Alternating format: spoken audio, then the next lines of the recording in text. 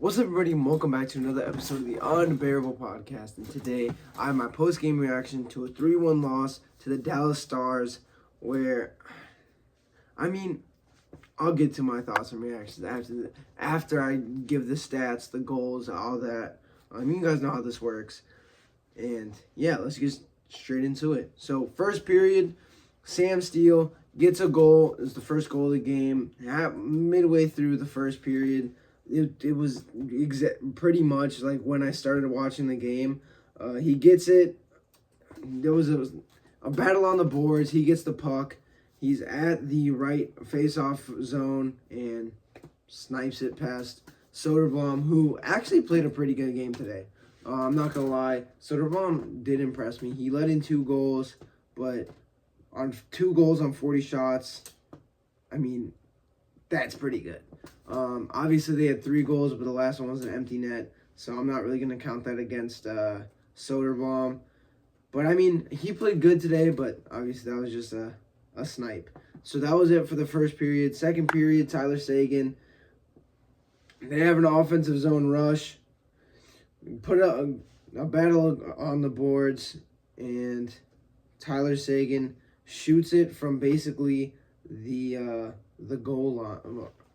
The red line at the back of the it's hard to explain, but he basically was shot it at, so the net's right here, he's right here, he shot it there, and it sneaks its way in, and it was just a very sneaky goal that I don't know how it went in. But that's hockey, dude. I'll get to that.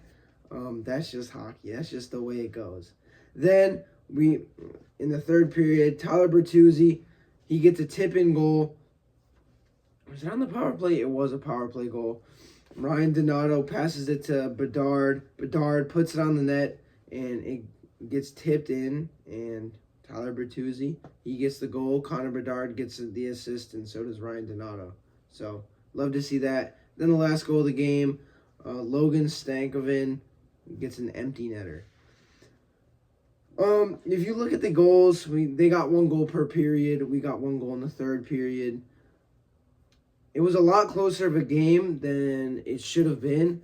The first period, we got outshot 5-16. The second period, we got outshot 9-13. And we outshot them in the last period 12-11 for a total of 26 shots for the Blackhawks and 40 shots for the Dallas Stars.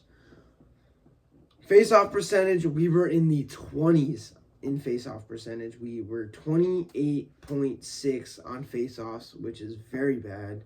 We were 1 for 3 on power plays and 3 for 3 on penalty kills, so we love to see that. Both teams had 6 minutes of penalties. We had 39 hits to their 15, so we've been seeing that where the Blackhawks have out-hit their opponents by quite a bit. So you love to see at least they're being physical. If we're not winning games, I at least want to see some physical hockey, which I do see with this Blackhawks team, which is something I'm enjoying very much, especially when we're down by a lot in these games. It's just fun to see. It's a fun side of hockey where you get to hit somebody. Not a lot of fights, but hey, I'll take the hits. And another trend that we've been seeing, 22 block shots. A lot of block shots by the Blackhawks, putting our bodies on the line, and you love to see that. They are 2-0. The Dallas Stars are 2-0 against the Blackhawks on the year, and this brings the Chicago Blackhawks to 7-9-1. I'm fairly certain. Let me 5-8-1. So 14 games, 5-8-1. That brings us to 11 points. We are 7th in the Western Division. Not the Western Division, the Central Division in the Western Conference, and in the conference we are the 12th team. So, first off, let me talk about goaltending. Soderblom did an amazing job this game, especially against a very good team in Dallas. He did a very good game. We got outshot the entire game. The entire game, we were getting outshot. And Soderblom, he kept it close. I've been very critical of the goaltending. I was very critical of the goaltending last year. This year, the goaltenders have stepped it up. Like they have, our goaltending has been amazing this year. So that's something that you love to see. You love to see that on that side of the Blackhawks, because we haven't seen that since like the last amazing goaltender we had was Corey Crawford, when we had Robert Lehner for like less than a year, and then we traded him, which was that was another dumb decision that we made. But like the last very good goaltender we had was Corey Crawford. So and you love to see that the Blackhawks are getting consistently good, if not great, goaltending on a night-to-night basis. Both Peter Mrazek and Soderblom have been playing amazing. Soderblom kind of proving that he deserves to be on this team because it is a contract year, and he's proven that, hey, if the Blackhawks don't want me, I can go somewhere else and I can be successful, especially against with a rebuilding team like the Blackhawks. Our defense, to their credit, has been very good this year, but not the best defense in the league. Defensively, I thought we did all right. Obviously, 40 shots to 20, whatever it was, unacceptable. We just can't let that happen. Our penalty kill was very good. 22 block shots, like we said. So, you love to see that. And there was just a lot of offensive pressure. Pressure defensively, which, that's going to happen. The Dallas Stars are like a way better team than the Blackhawks. Like, it's going to happen. We needed to be basically not perfect, but we needed to be, up there. We couldn't have played how we played if we wanted to win this game. And we were in it. Like, don't get me wrong. I'm saying, all these things. We were in the game. We were in the game. We were giving the Dallas Stars a run for their money. It was a one-goal game until the empty netter. And, I don't know what else to say. Offensively, we just need to put the puck on the net more. We just need to put the puck on the net more. We see it a lot when we get beat. It's teams putting the puck on the net, and then it finds its way to the back of the net. It hits off of 3 people and then goes in the back of the net. We need to emulate that. We need to do what's working. We need to do what's working against us. We get scored on by goals that bounce off of 15 people. Obviously not 15, it's an exaggeration. But bounce off 2 guys in front of the net, goes off of a stick and then a knee and then a shin and then it goes in the net.